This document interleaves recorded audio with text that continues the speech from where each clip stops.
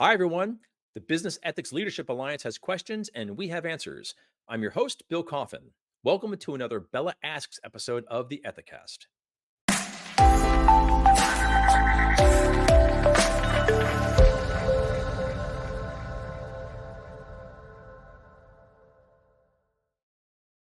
One of the best benefits of being a member of the Business Ethics Leadership Alliance, or BELA, is that if you have any questions at all about ethics and compliance, you can submit them to BELA's Concierge Service, which will connect you with one of our internal experts who will provide an answer and or direct you to a helpful resource for more information. Sometimes these requests are specific to a particular company's needs, but most of them speak to broad challenges facing BELA members in general, and by extension, the wider ethics and compliance profession. That's why we're using this show to thematically respond to high level questions from the BELA community. And joining us once again to answer those questions is BELA Chair Erica Salmon Byrne. Erica, it's great to see you again. Thanks so much for returning to the show. Absolutely, Bill. I am delighted to be back and really happy that our BELA community keeps bringing us these questions so that you and I have a reason to hop on and chat about them. Well, this next question is a terrific one, and it's all about culture. And it reads, what is organizational justice and how can I promote it? A terrific question, Bill, and it gives me an excuse to quote one of my favorite books by one of my favorite authors, which is, of course, George Orwell's Animal Farm. And organizational justice can be summed up in the sentence: are all the animals equal, or are some of the animals more equal than others? That is at the heart of organizational justice as it pertains to culture. And it really comes down to, are the rules the same for everyone? In the event that somebody engages in misconduct, well, are they going to be treated the same way that everybody else is treated? Or are the rules for the highest performing salesperson just a little different than the rules for everybody else at the organization? And that is at the heart of organizational justice. Now, why should somebody care about organizational justice? What we see in our culture data, and we talk about this a little bit in the culture report that we issued earlier this year on closing the speak up gap.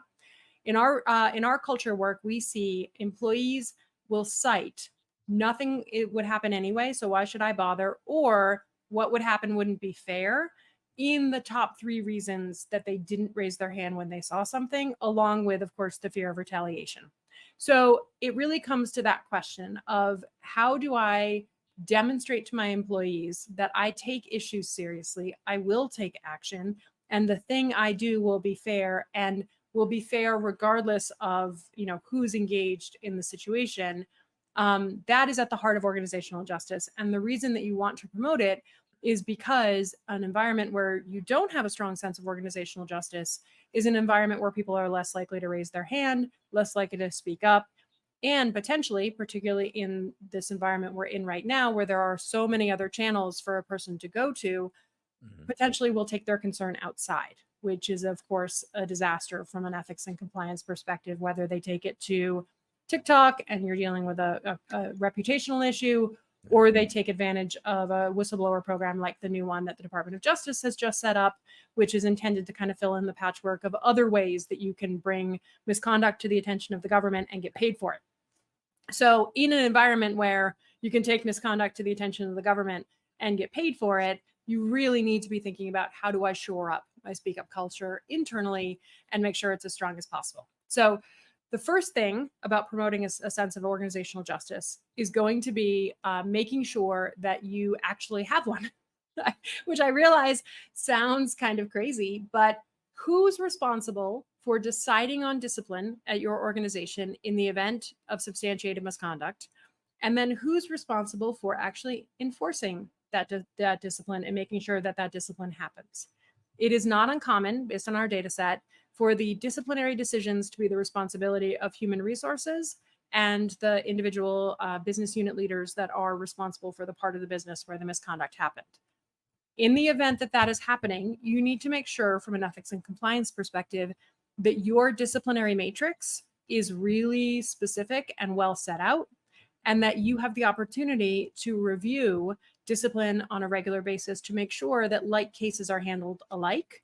Otherwise, you're going to potentially wind up in a situation where it's not just a perception that the rules are not the same for everyone, it is actually true that the rules are not the same for everyone, because the sales leader in Germany has, defended the high performing salesperson who's actually a bully and a jerk, and has all of these issues that have been substantiated, but nothing can be done because the manager is standing in the way of that person actually being disciplined. So looking at your disciplinary matrix, looking at the ways in which you can make sure that like situations are handled alike across your business, and then telling that story. So making that disciplinary matrix something that you talk about to employees, making sure that you're storytelling when an investigation is finished. Those are some of the things that are going to help you cultivate that that sense of organizational justice across the business. But the first step is really making sure that you have it, and then you can promote it. We talk an awful lot about sister functions kind of working closely with compliance and ethics, and certainly this is a great opportunity to connect with HR, because Mhm. the cost of personnel churn attached to a lack of organizational justice is simply too high to be discounted. Absolutely. And for those of you who are listening in audio only format, what you missed there was me emphatically nodding to what Bill just said. Doing my best impression of a bobblehead. Yes, emphatically yes. This is a situation where that close working relationship with human resources is critically important. And if that is something that you are seeking to cultivate right now, we have some great data in the sphere on what it looks like to have those kind of cross-functional disciplinary meetings, what it looks like to have a strong process for substantiated misconduct, both from the perspective of who actually decides on discipline, how do you check on discipline, how do you make sure discipline's actually happening when discipline is decided upon, all of those critical pieces. There's benchmarking data there for anybody who's listening in and would like to get their hands on some. Well, Erica, thank you so much again for coming back on the show. I always get so excited when we receive these questions, and I get really excited to hear what your answers are going to be. And I know everybody in our audience does too. So, once again, thanks so much. Oh, Bill, it's absolutely my pleasure. This is one of my favorite things that I have the opportunity to do. And so, to all those BELA members out there, keep the questions coming, and Bill and I will come back and answer some more. To learn more about BELA, please visit bela.ethisphere.com to request guest access to the BELA Member Resource Hub and to speak with a BELA Engagement Director. And if you have a question that you'd like to see answered on BELA Asks, be sure to use the BELA Concierge Service, and we'll get to that question just as soon as we can. I'm Bill Coffin, and this has been a special BELA Asks episode of the Ethicast. For more episodes, please visit the Ethisphere YouTube channel at youtube.com/ethisphere. And if this is your first time enjoying the show, please make sure to like and subscribe on YouTube, Apple Podcasts, or Spotify. Thanks for joining us. And until next time, remember, strong ethics is good business.